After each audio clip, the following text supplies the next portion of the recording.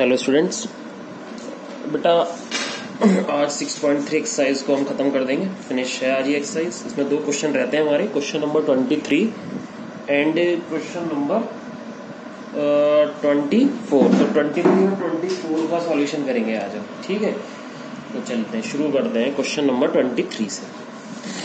चलिए, question number 23 क्या है? क्वेश्चन नंबर 23 बेटा ये है,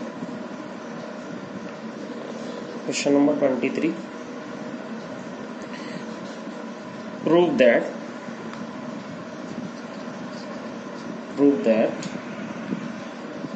the curves x equals to y square and xy equal to k cut at right angles if 8k square equal to 1, if 8k square equal to 1, ठीक है।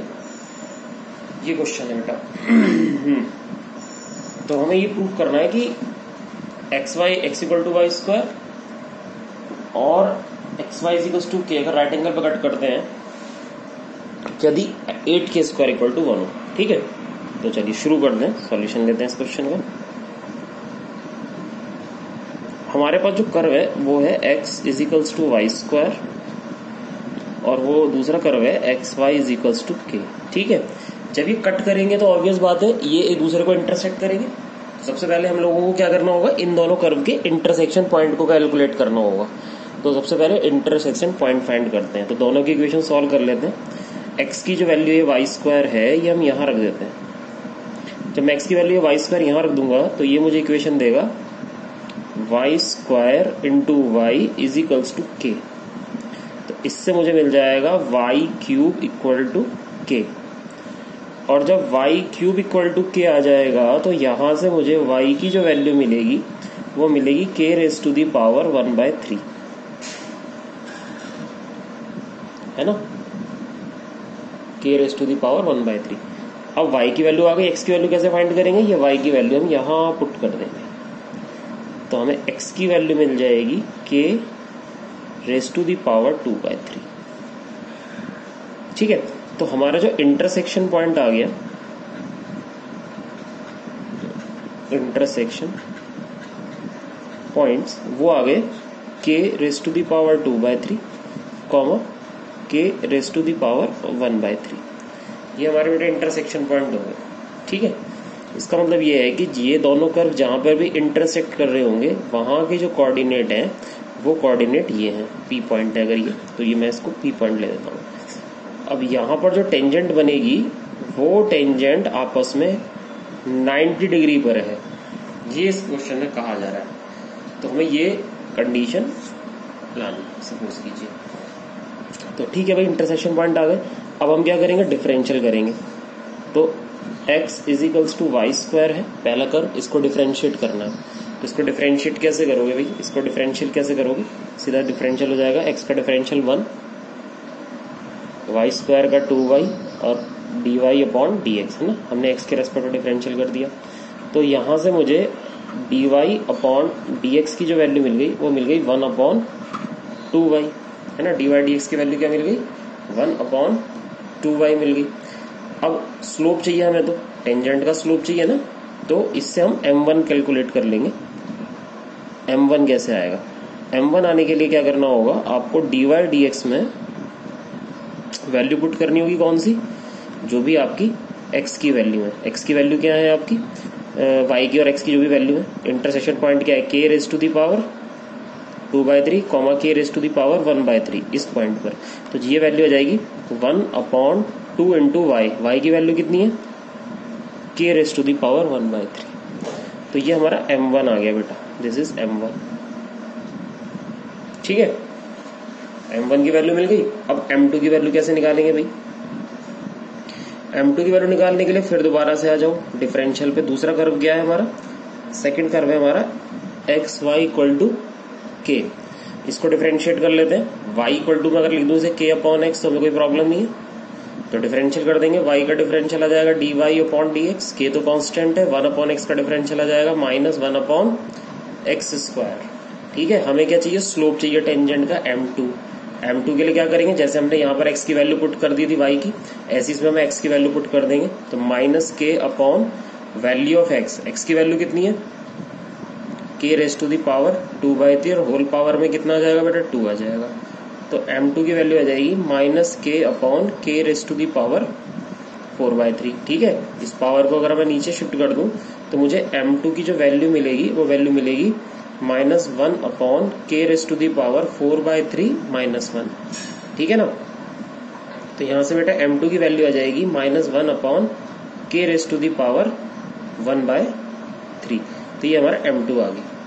अब question क्या कहता है कि दोनों कर्व कट करते हैं राइट एंगल पे, है ना, क्योंकि कर्व राइट एंगल पे कट कर रहे हैं तो इसका मतलब है कि m1 into m2 equals to क्या होगा, -1 होगा।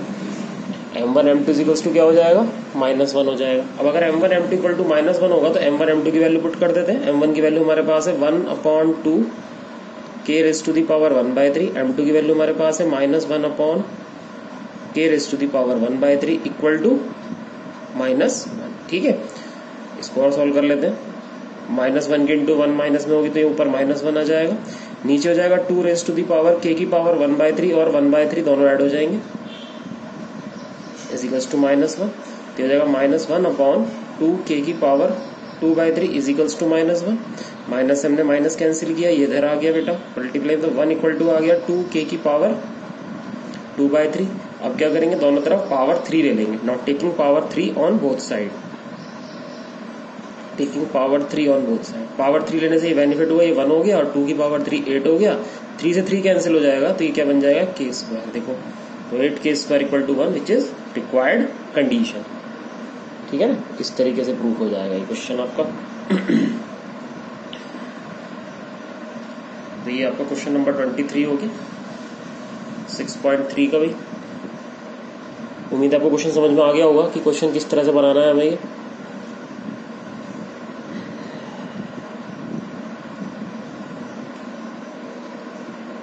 ठीक है बेटा जी, तो आगे चले हो, चलिए नेक्स्ट क्वेश्चन पे चलते हैं। Next question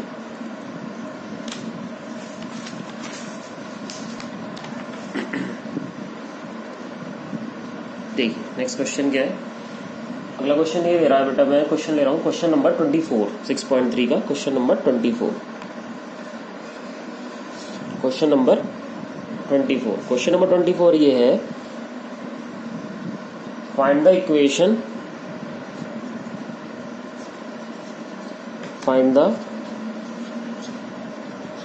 equation of tangent and normal to the curve x² upon a² minus y² upon b² equal to 1 at the point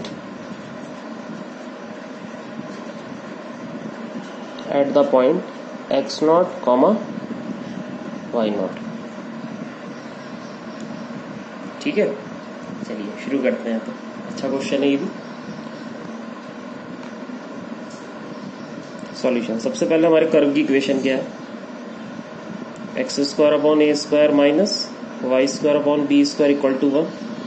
इसको हमने इक्वेशन नंबर 1 मान लिया। उसके बाद x0 y0 इस कर्व पे लाई कर रहे हैं तो सेटिस्फाई कर देंगे, ये पॉइंट इसमें पुट कर दो x0 y0 को, तो ये हो जाएगा x0 का square upon a² minus y0 का square upon b² equal to 1। ठीक है, चलिए तो ये आपकी इक्वेशन नंबर 2 बन गई। अब क्या करेंगे, क्योंकि हमें इक्वेशन ऑफ टेंजेंट चाहिए तो इक्वेशन ऑफ टेंजेंट के लिए क्या चाहिए, डिफरेंशियल चाहिए। तो इक्वेशन फर्स्ट को डिफरेंशिएट कर देते हैं, है ना, फ्रॉम फर्स्ट इसको डिफरेंशियल कर लेते हैं। इसका कांस्टेंट आ जाएगा 1 अपॉन a² ऐसी, x² का डिफरेंशियल 2x, 1 अपॉन b² ऐसी बेटा, y² का differential 2y, dy upon dx, 1 का डिफरेंशियल आ जाएगा 0। तो minus 2y upon b² into dy upon dx और minus 2x upon a square. बेटा यहाँ से ना हमें dy अपॉन dx की वैल्यू मिल गई b square upon a square into x upon y. ठीक है, ये तो dy dx आ गया। और हमें तो पहले क्या चाहिए होता है, slope of tangent. Slope of tangent कैसे बनेगा? स्लोप ऑफ टेंजेंट के लिए आपको क्या करना होता है, एक्स और वाई की वैल्यू पुट करनी होती है डिफरेंशियल में। तो इस डिफरेंशियल में एक्स और वाई की वैल्यू पुट कर दो, B square upon a square. X की वैल्यू कितनी है, एक्स नॉट, वाई की वैल्यू कितनी है, वाई नॉट। तो ये हमारा टेंजेंट का स्लोप आ गया। अगर आपको नॉर्मल का स्लोप निकालना है तो नॉर्मल का स्लोप क्या होता है, -1 अपॉन स्लोप ऑफ टेंजेंट, है ना। तो बेटा नॉर्मल का स्लोप कितना आ जाएगा, slope of normal -1 upon b square upon a square into x not upon y not. तो स्लोप ऑफ नॉर्मल कितना आ गया, स्लोप ऑफ नॉर्मल आ गया -a square upon b square into y not upon x not. ये हमारा slope of normal है और ये हमारा इक्वेशन ऑफ टेंजेंट है, सॉरी स्लोप ऑफ टेंजेंट। तो we have to find equation of tangent at first. तो इक्वेशन ऑफ टेंजेंट ले लेते हैं बेटा, इक्वेशन ऑफ टेंजेंट। ठीक है, तो इक्वेशन ऑफ टेंजेंट कैसे लेंगे देखते हैं भाई। इक्वेशन ऑफ टेंजेंट के लिए फॉर्मूला हमारे पास है y minus y1 slope of tangent into x minus x1। ठीक है बेटा, तो y माइनस y1 की वैल्यू कितनी है, y1 की वैल्यू तो y नॉट है। टेंजेंट देखो, टेंजेंट का स्लोप कितना है बेटा, टेंजेंट का जो आपका स्लोप है, टेंजेंट का जो स्लोप है वो है b square upon a square into x not upon y not into x minus x not. X not यहाँ आ जाएगा।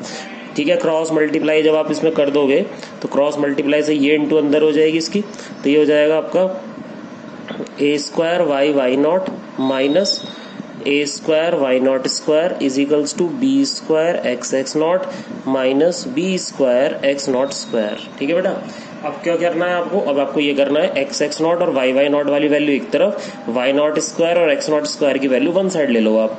तो मैं ये वैल्यू इधर ले आता हूँ, तो ये हो गया बेटा minus b square x x not plus a square y y not is equals to minus b square x not square और इसकी तरफ कौन आ गया, a square y not square. ठीक है, अब हमने क्या करा, क्योंकि इसको और थोड़ा हम सिंप्लीफाई करना चाह रहे हैं, तो देखो सिंप्लीफाई हम कैसे कर सकते हैं। दोनों तरफ हमने डिवाइड कर दिया ए स्क्वायर बी स्क्वायर से, दोनों तरफ। तो जब आप इसे ए स्क्वायर बी स्क्वायर से डिवाइड करोगे तो minus b square x x not upon a square b square, फिर a square y y not upon a square b square minus b square upon x not square upon a square b square और a square y not square upon a square b square. तो बेटा देखो B square से तो B square cut गया, ठीक है, ए square से ए स्क्वायर कट जाएगा, बी स्क्वायर से बी स्क्वायर कट शॉर्ट हो जाएगा, यहाँ से ए स्क्वायर से ए स्क्वायर कट जाएगा। तो हमारे पास वैल्यू बचेगी minus x x not upon a square plus y y not upon b square minus x not square upon a square plus y not square upon b square. ठीक है, तो अभी हमको और सिंप्लीफाई कर सकते हैं। देखो इक्वेशन 2 जो हमने बनाई थी इसमें क्या था, x not square upon a square minus y not square upon b square equal to 1। तो देखो हमारा x not square upon a square y not square upon b square तो बन गया, बस मैं अगर माइनस कॉमन ले लूँ तो यही वाली टर्म आ जाएगी, तो ये थोड़ा और सिंपल सा हो जाएगा। तो मैं यहां से इसमें से माइनस कॉमन लूंगा और इधर से भी एक माइनस कॉमन लूंगा। ठीक है, नेक्स्ट पेज पे लिख देते हैं इसको, माइनस कॉमन ले लेते हैं।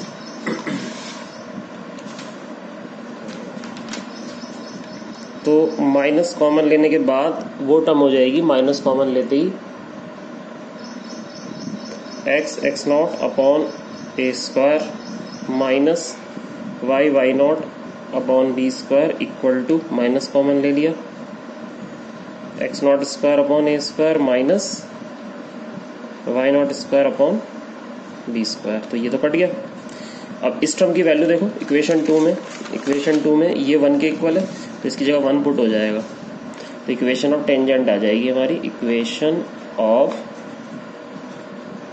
टेंजेंट, इक्वेशन ऑफ टेंजेंट क्या आ गई बेटा, x not upon a square minus y not upon b square equal to 1।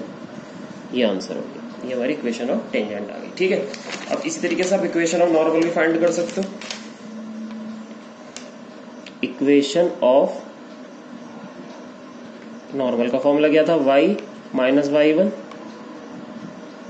Slope of normal x minus x1। ठीक है, तो स्लोप ऑफ नॉर्मल भी हमने फाइंड किया था, स्लोप ऑफ नॉर्मल हमारा ये था, तो x1 y1 की जगह तो आउटपुट हो जाएगा y नॉट, नॉर्मल के स्लोप की जगह आ जाएगा minus a square upon b square y not upon x not. ठीक है, और x माइनस x नॉट, यहाँ पर भी क्रॉस मल्टीप्लाई कर देंगे, इसके इंटू इधर हो जाएगी इस टर्म की, जब ये टर्म इधर इंटू में आएगी तो हो जाएगा b square x naught y minus b square x naught y naught plus minus a square x y naught और plus a square x naught y naught. ठीक है, एक्स नॉट वाई नॉट की term एक तरफ कर लेते हैं, जैसे ये ना एक्स नॉट वाई नॉट, इनको एक साइड ले जाते हैं, बाकी सब एक तरफ ले आते हैं, तो इसको मैं इधर ले आता हूँ, तो हो जाएगा a square x y naught b square x naught y is equals to a square x naught y naught plus b square x naught y naught. ठीक है ना, समझ आ गया। चलिए अब आप देखो क्या कर सकते हैं इसमें, और हम इसको हम लिख सकते हैं a square x y naught plus b square x naught y, इधर से हमने ना x naught y naught common ले लिया, तो कितना बच गया, a square plus b square, अभी x naught y naught divide में आ जाएगा अपॉन में, तो यहाँ जाएगा a square x y not upon x naught y naught, b square x naught y upon x naught y not is equals to a square plus b square. तो बेटा इधर से एक्स नॉट कैंसिल हो गया, इधर से why not cancel हो गया, तो इक्वेशन जो हाईली सिंप्लीफाइड फॉर्म में निकाल दी, a square upon x not plus b square y upon y not is equals to a square plus b square which is required equation of normal for this curve. ठीक है, तो उम्मीद है आपको question समझ में आ गए होंगे। एक्सरसाइज 6.3 की जो हमारी प्रॉब्लम्स हैं वो तो फिनिश हो गई हैं बेटा। ठीक है, तो इस वीडियो को तो मैं इतना ही रखता हूँ, 6.3 फिनिश हो गई है हमारी। बाकी कोई डाउट अगर आपका बचता हो तो आप मेरे से व्हाट्सएप पे पूछ सकते हैं। ठीक है, ओके, थैंक यू।